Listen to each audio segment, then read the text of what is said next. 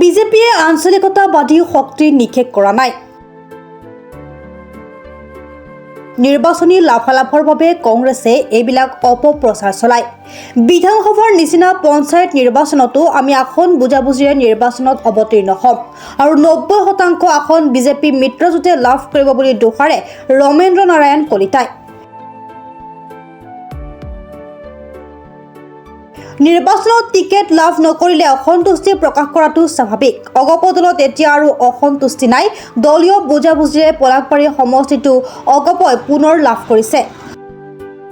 অগপৰ জ্যেষ্ঠ নেতা ৰমেন্দ্ৰ নাৰায়ণ কলিতাই উত্তৰ গুৱাহাটীত অনুষ্ঠিত হনুমান জয়ন্তীৰ সাংস্কৃতিক অনুষ্ঠানত বন্তি প্ৰজ্বলন কৰি এইদৰে কয়। অগপৰ জ্যেষ্ঠ নেতাগৰাকীয়ে বিজেপি আমোলত যথেষ্ট উন্নয়ন হৈছে আৰু চৰকাৰৰ আঁচনি ৰূপায়ণত পঞ্চমুখ হৈ পৰে। পাঁচদিনীয়াকৈ মধ্যম খণ্ডঘাটত অনুষ্ঠিত হনুমান জয়ন্তী চতুৰ্থ দিনৰ নিশা উপস্থিত হৈ জ্যেষ্ঠ অগপ নেতাগৰাকী অভিভূত হৈ পৰে। হনুমান জয়ন্তীৰ উদ্যোক্তা কেশৱ দাস মহাৰাজীৰ সৈতে পুৰণি চিনাকি বুলি কৈ কলিতাই অনুষ্ঠানটিৰ উদ্যোক্তাক ধন্যবাদ দিয়ে। উল্লেখ্য যে হনুমান জয়ন্তীৰ আজি সামৰণি পৰ্বত একেলগে 20 সহস্ৰাধিক ভক্ত পুৰোহিতে 2.5 লক্ষ হনুমান চালিচা পাঠেৰে পূৰ্ণাহুতি দিব।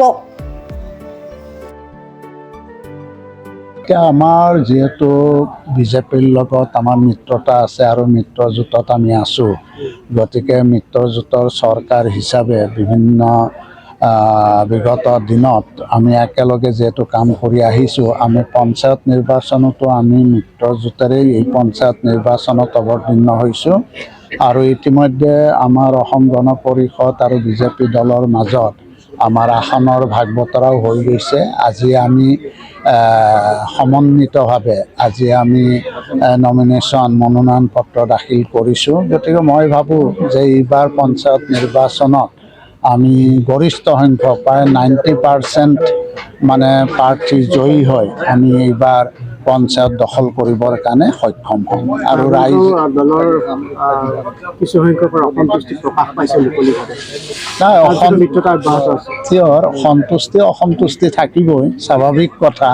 কাৰণ নিৰ্বাচন এটা যেতিয়া আহে প্ৰত্যেকেই নিৰ্বাচনত অৱতীৰ্ণ হ'ব বিচাৰে আৰু যিহেতু আমি বুজাবুজিৰ মাধ্যমত আমি পঞ্চায়ত নিৰ্বাচন খেলিব বিচাৰিছোঁ, গতিকে হয়তো কিছুমানে হয়তো টিকেট লাভ কৰিবৰ কাৰণে সক্ষম হৈছে, কিছুমানে হয়তো টিকেট নাপালে। গতিকে নোপোৱাবিলাকৰ অসন্তুষ্টি হোৱাটো স্বাভাৱিক। গতিকে আমি ভাবোঁ যে সকলোৱে একত্ৰিতভাৱে যাতে আমি আমাৰ মিত্ৰজোঁটৰ প্ৰাৰ্থীসকলক জয়যুক্ত কৰিব পাৰোঁ, তাৰ বাবে সকলোৱে প্ৰচেষ্টা হাতত লওঁ। কাৰণ আমি অসমৰ উন্নয়ন বিকাশ বিচাৰিছোঁ আৰু বিশেষভাৱে এইখন চৰকাৰে দৰিদ্ৰতা নিৰ্মূলৰ ক্ষেত্ৰত যিধৰণে বিভিন্ন আঁচনি গ্ৰহণ কৰিছে, এই আঁচনিসমূহো যাতে বাস্তৱত সফলভাৱে ৰূপায়িত হয়, সকলোৱে যাতে এই আঁচনিৰ দ্বাৰা মানে সকলোৱে যাতে লাভান্বিত হ'ব পাৰে, সকলোৱে যাতে এই আঁচনি লাভ কৰিব পাৰে, কোনো যাতে বঞ্চিত নহয়, সেই ক্ষেত্ৰত যাতে সকলোৱে চকু দিয়ে, নজৰ দিয়ে, সেইটোহে আমি ভাবোঁ যে মূল কথা।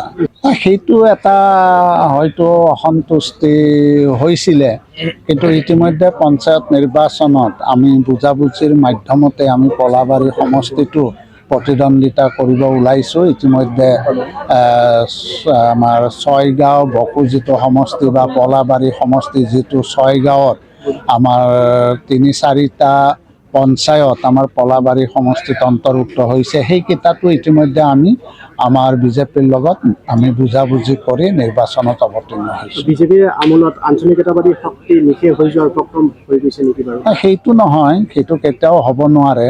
কাৰণ আমি যিহেতু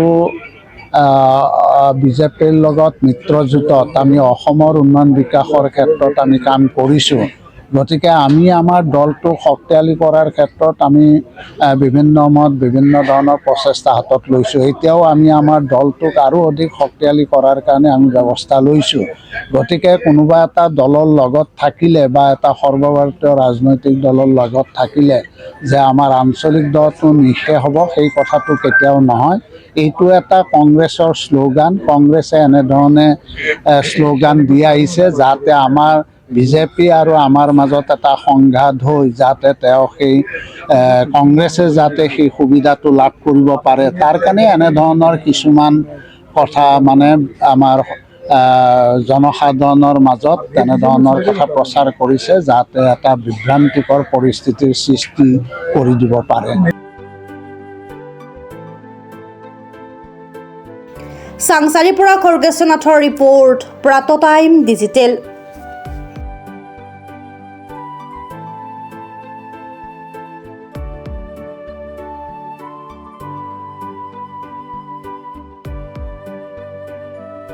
অসমৰ সংবাদ জগতখনৰ বাবে এক সুখৰ খবৰ। আপোচবিহীন ৰাইজৰ কণ্ঠ সাপ্তাহিক কবচ পুনৰ এবাৰ অসমৰ ৰাইজৰ মাজলৈ। স্বত্বাধিকাৰী প্ৰণীতা কলিতাৰ দ্বাৰা প্ৰকাশিত আৰু আপোচবিহীন একাংশ নপুৰণি অভিজ্ঞতাপুষ্ট সাংবাদিকৰ দ্বাৰা প্ৰচাৰিত তথা eco printing press Guwahati Katabari গড়চুকত মুদ্ৰিত সাপ্তাহিক কবচ এতিয়া অসমৰ বিভিন্ন প্ৰান্তত উপলব্ধ। আমাৰ ঠিকনা মুখ্য কাৰ্যালয় অসম ফৰেষ্ট স্কুল, হৰি মন্দিৰ পথ, গুৱাহাটী আৰু উপ কাৰ্যালয় কলিতা মাৰ্কেট, বিজয়নগৰ, কামৰূপ, অসম।